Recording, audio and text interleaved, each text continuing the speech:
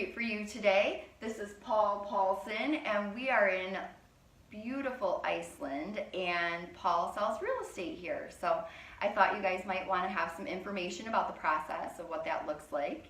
So Paul, tell us, how is your market right now? It's pretty busy at the moment. The price on the market, especially in the Reykjavik area, has increased a lot in the last 4 or 5 years. Okay. But the prices are stabilizing at the moment. Oh, good. Okay. But everything sells. Mm-hmm. So there is basically a balance between buyers and the sellers market. It's actually both. Even market. Yeah, exactly. Okay. That's good. I saw on the internet, I think that it went up like 75% in the last 5 years. Yeah, that's true.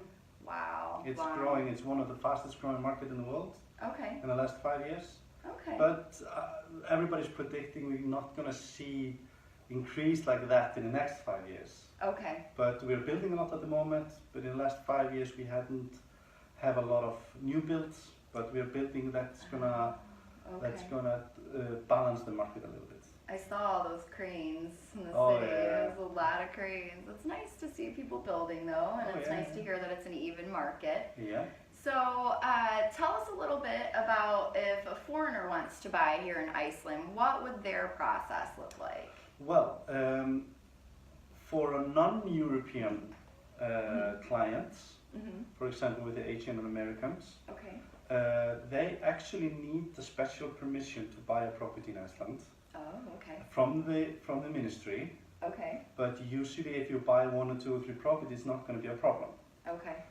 We had in the past, Chinese billionaires, they want to come in here and buy a huge piece of land. Okay. For some reasons that no Icelandic person didn't understand. Okay. And that for that incident, it was rejected. Got it. But in most cases, when foreigners are buying here, it's not a problem. Okay. So then, do they have to like write a letter and then wait for a seal of approval, or what's that turnaround time? Well, the process is very fast actually. Okay. When you see a property, for example, when you come to Iceland, let's say you see a 3 or 4 bedroom apartment, you make an offer. Okay.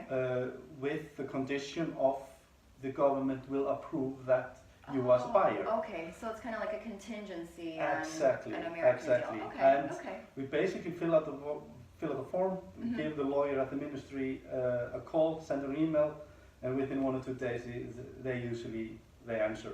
Iceland is actually a very small country, so everybody's very connected and quick answers for everything. Quick answers, I like that. Usually it takes us longer in the United States to get an answer from a HOA. Well, it's very everything. Icelandic people, when they go abroad, they don't understand how everything is so slow. Right. But that is normal in most people's life, but in Iceland everything is so fast. Okay, alright, neat. So then what is, we're in Reykjavik right now, am I saying that right? Yep, correct. Okay, Reykjavik, try that. And what would an average like 2 bedroom, 2 bath condo go for here? It would go anywhere in dollars. It is roughly, it's pretty expensive. 2 bedroom apartments is roughly between $300,000 and $400,000.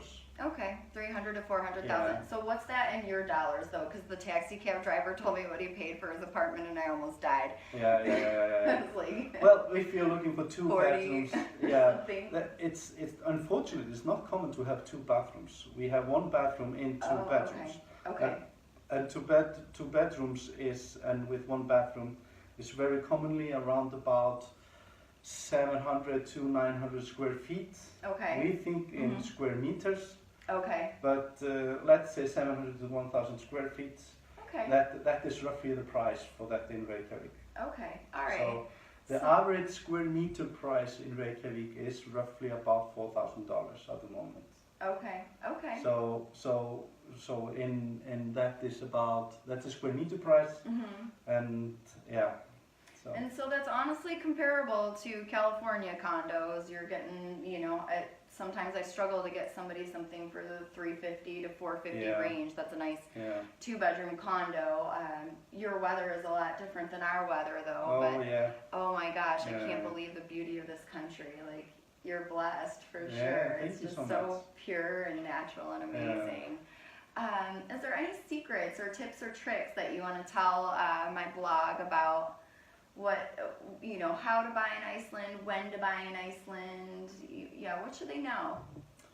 It's a great question. I obviously, when you come into another market, I always recommend to be well prepared, to educate you well Yes. enough, to understand the square meter prices and so on, because that is very easy, especially at the moment when where the supply is getting more and more and more, and it takes longer time to sell the property. Its average time in Reykjavik is about 70 to 90 days. Okay. Which okay. maybe in your Oh, market that's is doable. not that long, but in Iceland it's pretty long. And obviously the most common reason properties are not sold in Iceland and other markets is where people are listing the property too high. Right. They don't know the price. Yeah, exactly. And at the moment there's a lot of sellers, they ask for too much. And in that case, coming abroad, it's very easy to make a mistake. Right. So sometimes we recommend to have, especially for foreign buyers, to have your own state agent Yes.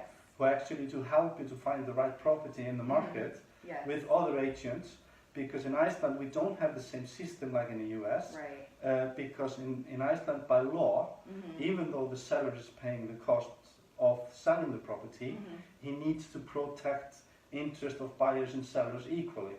Absolutely. So I would definitely do my homework really, really well, investigate the property price in every area and so on. Right, and then find a quality agent with experience in that area, and that's something that you'll consistently see on this blog. Is you want to find someone that can be your advocate that can help you. So Paul, you'll be willing to help any of our Southern California friends, right? Absolutely. Good. I love that. We'll be happy to send them your way. And I wanted to ask you about loans. Getting a loan in Iceland. What's that look like?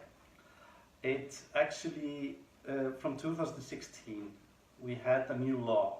Okay. Because we had a massive financial crisis in the year 2008, where the banks came in with a new foreign currency loans, which meant you could have an income in Icelandic kronas, but you were paying the loans in dollars or euros. Then we had the crisis. The krona went actually very weak. That meant the dollars went very, very strong for Icelandic public. So the loans actually doubled or even tripled for Icelandic people. So 2016, they came up with a new law that if you don't have an income in the Icelandic kronas, you will not have loans. However, I actually have a Chinese client coming in here this week actually. She wants to buy 2 or 3 properties, and we're trying to solve the problem. I spoke actually with the ministry yesterday, and I spoke with the banks yesterday, and everybody's agreed this is ridiculous, because like with if you and I want to go to Spain, for example, to buy properties, or to UK or to German, they take a look at your income in your country where you're living. Right. And the same in the US. If I want to go to Florida and buy my holiday home, which is a very popular destination for Icelandic people to have a holiday home, they will have 70% loan. And I actually spoke with the minister yesterday, and everybody has agreed that it's basically a strange thing. And also for a lot of Icelandic people who live abroad, they want to move to Iceland maybe within 1 or 2 years. They cannot buy because they don't have income in Icelandic kronas. So, but there are a way around it. If you want to buy it as a business, if you want to buy it to rent, then you just set up a simple limited company and use the rental income to pay from the loan. Or if we set up a website and took all of our money in that, how do you say it, Kronas. Kronas? Yes. I can't say any of the words here. Then maybe that would work. Even if we maybe live somewhere else, but the money was coming into the bank account through that type of currency? But they look at your wage slips. Okay. And when they see the wage slips, if you're earning, for example, $5,000 a month, then they say, well, you have to earn money in Icelandic kronas. But usually people don't earn money in Icelandic kronas because Okay. the Icelandic kronas, as I think, is the smallest currency in the world. I was gonna say that's Yeah. it. So basically, it's kind of like a catch-22. You Yeah. pretty much have to buy cash here unless you have income in kronas. I strongly believe it's going to change. Mhm. It must change. Yeah. Well, will It you must let me know change. when it does? Absolutely. No Perfect. problem. All right. Well, that's all for today. Thank you guys. Thank you so much, Paul. You're I welcome, appreciate Angie. you.